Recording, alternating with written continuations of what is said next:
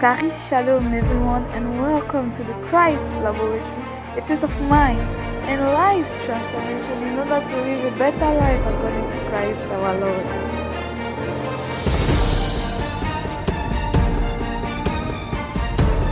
Charis Shalom, grâce et paix à vous au nom de notre Seigneur Jésus-Christ. Bienvenue dans le laboratoire de Christ, le frère Raphaël à votre service. Et nous sommes heureux de vous recevoir dans notre chaîne YouTube ce matin. Et nous espérons que vous allez bien, vous et vos familles. Et nous prions que ces vidéos que nous faisons, qu'elles vous édifient, qu'elles renouvellent vos intelligences et que surtout que vous voyez comme Dieu vous voit. Ce matin, nous voulons vous parler sur le thème qui nous a été proposé. Et si vous-même vous avez un thème que vous voulez qu'on aborde, alors laissez-nous un message sur la rubrique commentaires dans la vidéo et nous nous ferons le plaisir de scruter ce thème et de vous l'exposer par l'assistance du Saint-Esprit, bien évidemment. Donc, ce matin, nous voulons parler sur le thème « Comment reconnaître la voix du Saint-Esprit ». Et déjà, pour reconnaître la voix du Saint-Esprit, il y a des préalables. Il y a des choses très importantes à observer pour pouvoir être à même capable de connaître, de reconnaître la voix du Saint-Esprit. Et ce sont ces choses que, par la grâce de Dieu et l'assistance du Saint-Esprit, nous allons élucider ce matin. Déjà, la première chose, c'est qui est le Saint-Esprit? Si je dois reconnaître la voix du Saint-Esprit, je dois d'abord savoir qui il est. Est-ce que le Saint-Esprit est une personne? Est-ce que le Saint-Esprit est une chose? Est-ce que le Saint-Esprit, c'est une force agissante? Est-ce que c'est un mouvement? Qui est le Saint-Esprit? Donc, le Saint-Esprit, déjà, est Dieu. Il est Dieu. Nous pouvons regarder dans Luc chapitre 1, Luc le chapitre 1, le verset 35. Bon, la conversation entre l'ange et Marie. L'ange qui vient s'adresser à Marie, lui apporter un message. Verset 35, l'ange lui répondit, « L'Esprit Saint descendra sur toi et la puissance du Dieu très haut te couvrira de son ombre. C'est pourquoi le saint enfant qui naîtra de toi sera appelé Fils de Dieu. » Donc ici, nous voyons que l'ange dit à Marie que le Saint-Esprit va descendre sur elle et elle sera enceinte. Et l'enfant qui naîtra d'elle sera appelé Fils de Dieu. Donc, en d'autres termes, elle va donner naissance à l'enfant de Dieu. Et pourquoi l'enfant de Dieu? Parce que cet enfant-là, justement, vient ou alors viendra de lui par le Saint-Esprit. Et nous savons que Marie était vierge. Ça veut dire qu'elle n'avait jamais entretenu de rapport sexuel avec un homme. Et c'est justement pourquoi dans la conversation, elle pose la question à l'ange de savoir comment est-ce que ça sera possible puisque je ne connais pas d'homme. C'est là justement l'ange lui dit que le Saint-Esprit va descendre sur toi et c'est lui, il va te couvrir de son nom et tu seras enceinte. Et tu seras enceinte. Vous voyez, Jésus n'est pas né de rapport sexuel. Bon, parce qu'il y a des gens qui disent que elle a couché avec Dieu. Maintenant, s'il faudrait même qu'on revienne, posons-nous simplement la question de savoir comment est-ce qu'un liquide qu'on appelle sperma, d'où vient en anglais le mot seed, la semence, donne un être humain qui quitte d'un œuf, ou alors comment on l'appelait zygote, et qui devient un être humain dans le ventre d'une femme, où l'œuf se développe et devient un enfant. Je pense que même les scientifiques, oui, ils peuvent voir, connaître peut-être le processus, mais comment est-ce que c'est possible que juste une seule goutte puisse donner naissance à un homme? Il n'y a que Dieu qui puisse faire une chose pareille. Alors, nous regardons un autre passage rapidement dans Luc chapitre 3. Et comme j'ai l'habitude de le dire, nous sommes dans le laboratoire. Et dans le laboratoire, vous savez qu'il y a tellement d'expériences qui sont faites, dont nous lisons énormément. Même si nous ne lisons pas tout, mais nous lisons de telle sorte que vous ayez assez d'éléments. Luc chapitre 3, versets 21 à 22, je lis.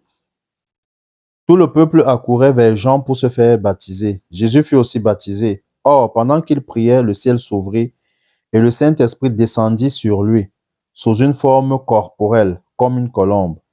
Une voix retentit alors du ciel. Tu es mon fils bien-aimé, tu fais toute ma joie. Ouais, le Saint-Esprit est descendu sur Jésus. Le Saint-Esprit qui est Dieu est descendu sur Jésus, sous forme d'une colombe. Et la voix s'est faite retentir. Maintenant, nous savons même que dans l'Ancien Testament, pour être consacré à Dieu, pour être au service de Dieu, il fallait passer par l'onction, ce qu'on appelait l'onction, et c'était une huile dont on oignait ceux-là qui étaient appelés au service de Dieu. Et Jésus ici a reçu cette onction dans l'Ancien Testament qui, dans la Nouvelle Alliance dont il était le précurseur, est le Saint-Esprit. Et ouais, le Saint-Esprit est l'Esprit de Dieu, c'est Dieu, le Saint-Esprit. Regardons ce que Jésus lui-même dit dans Jean chapitre 10. Jean chapitre 10, le témoignage que Jésus lui-même fait. Jean chapitre 10, à partir du verset 36. Je vais lire. Comment pouvez-vous m'accuser de blasphème parce que j'ai dit, je suis le Fils de Dieu, quand c'est le Père qui m'a consacré et envoyé dans le monde? Verset 37. Si je n'accomplis pas les œuvres de mon Père, vous n'avez pas besoin de croire en moi. Mais si, au contraire, je les accomplis, même si vous ne voulez pas me croire, laissez-vous au moins convaincre par mes œuvres pour que vous reconnaissiez et que vous compreniez que le Père est en moi et que je suis dans le Père. Je vais reprendre le verset 38. Mais si au contraire je les accomplis, même si vous ne voulez pas me croire, laissez-vous au moins convaincre par mes œuvres pour que vous reconnaissiez et que vous compreniez que le Père est en moi et que je suis dans le Père. Ouais, Jésus dit le Père est en moi. Comment le Père est en Jésus? Par le Saint-Esprit. Parce que rappelons-nous, quand il se fait baptiser, le Saint-Esprit descend sur lui et Dieu dit, tu es mon fils bien-aimé. Je vais m'aller plus loin dans Jean chapitre 8, quand Jésus parle avec les pharisiens et que il se fait fils de Dieu, il dit qu'il est fils de Dieu, les pharisiens comprennent exactement ce qu'il veut dire. Mais si tu dis que tu es fils de Dieu, ça veut dire que tu te fais égal avec Dieu. Et sur le coup, ils ont essayé de le lapider. Ils ont pris des pierres. Et quand Jésus leur demande, mais pourquoi est-ce que vous voulez me lapider? Pour quelle œuvre? Qu'est-ce que j'ai fait? Ils disent que c'est parce que tu te fais égal à Dieu. Donc, en d'autres termes, dire que Jésus est le Fils de Dieu voudrait dire qu'il est Dieu. Et comment Jésus, sur la terre, peut dire que le Père est en lui? C'est le Saint-Esprit, pas le Saint-Esprit. C'est la présence du Saint-Esprit qui est la présence de Dieu, en fait. La présence du Saint-Esprit parle de la présence de Dieu. Donc, comme je l'ai dit, déjà, avant de reconnaître la voix du Saint-Esprit, il faudrait d'abord que nous soyons convaincus que le Saint-Esprit est Dieu. Il est Dieu. Alors, nous allons continuer en regardant un autre passage dans Actes chapitre 5. Actes chapitre 5, l'histoire de Ananias et Saphira. nous allons écouter ce que l'apôtre Pierre dit. Acte chapitre 5, je vais lire à partir du verset 3. Pierre lui dit, Ananias, comment as-tu pu laisser Satan envahir à tel point ton cœur? Tu as menti au Saint-Esprit en cachant le prix réel de ton champ pour en détourner une partie à ton profit. Pierre dit, tu as menti au Saint-Esprit en cachant le prix réel de ton champ pour en détourner une partie à ton profit. Verset 4. N'étais-tu pas libre de garder ta propriété ou même, après l'avoir vendue, ne pouvais-tu pas faire de ton argent ce que tu voulais? Comment as-tu pu décider en toi-même de commettre une telle action? Ce n'est pas à des hommes que tu as menti, mais à Dieu. Vous voyez, dans le verset 3, il parle du Saint-Esprit. Et dans le verset 4, il dit Dieu. Ça veut simplement dire que pour Pierre, en fait, ce que Pierre veut dire, c'est que le Saint-Esprit, c'est Dieu. Si Ananias a menti au Saint-Esprit, il a menti à Dieu. Après ceci, nous allons voir pourquoi le Saint-Esprit. Pourquoi est-ce que Jésus dit à ses disciples que il faut qu'ils partent et que eux également reçoivent le Saint-Esprit. Et nous nous rendons compte que pour Jésus, c'était primordial, c'était important que ses disciples reçoivent le Saint-Esprit. Alors, ouvrons dans Jean chapitre 14. Donc, nous revenons, Jean chapitre 14.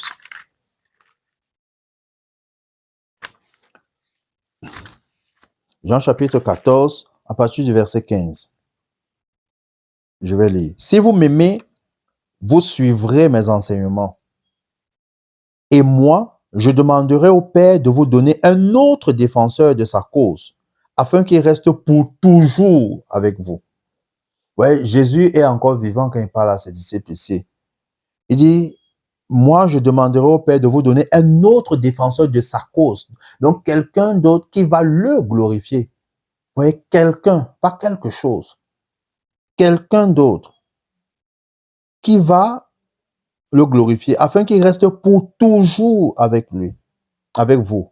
C'est l'esprit de vérité, celui que le monde est incapable de recevoir parce qu'il ne le voit pas et ne le connaît pas. Quant à vous, vous le connaissez, car il demeure auprès de vous et il sera en vous.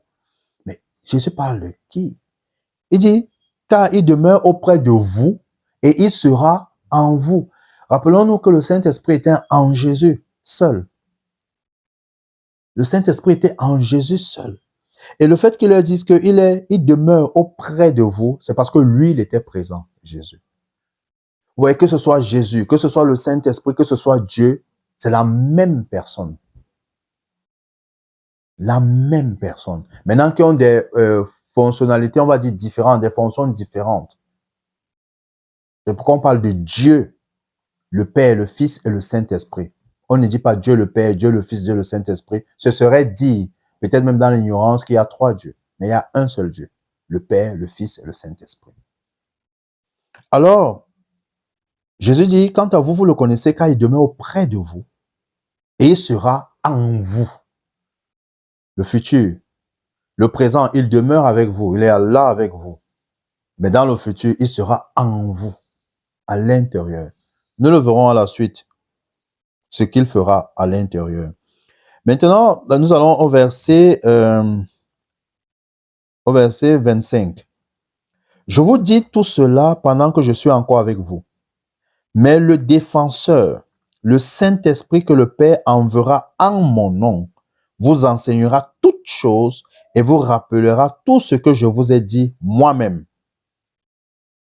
Donc, le Saint-Esprit vous enseignera toutes choses et vous rappellera tout ce que je vous ai dit moi-même.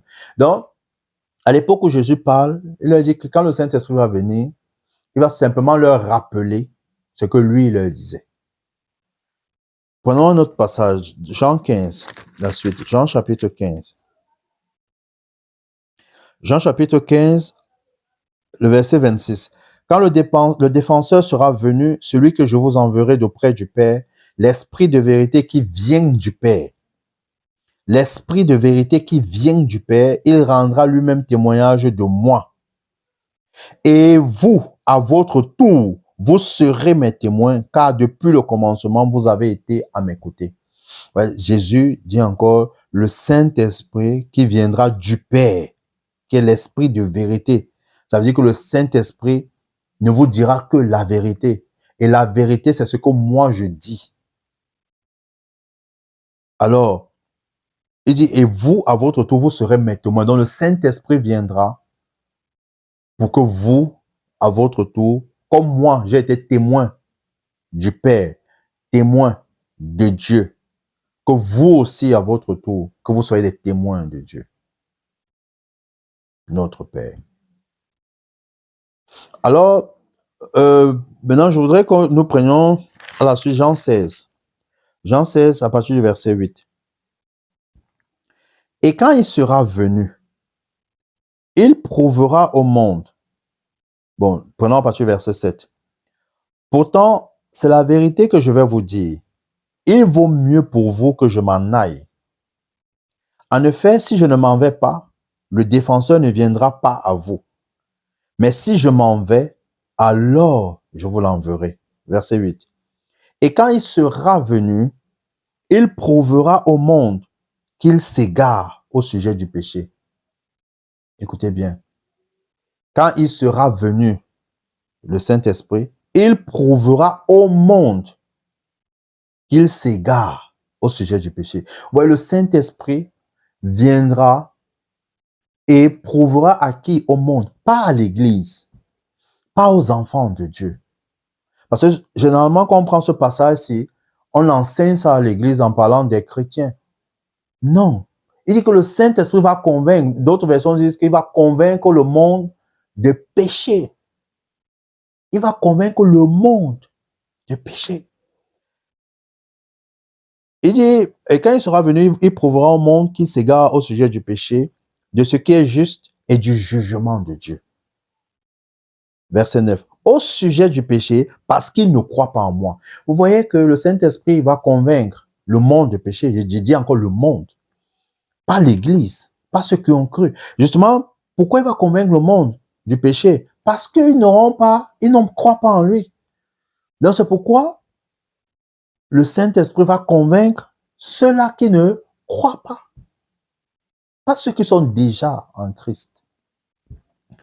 Au sujet du péché, parce qu'ils ne croient pas en moi. Au sujet de ce qui est juste, parce que je m'en vais auprès du Père et que vous ne me verrez plus.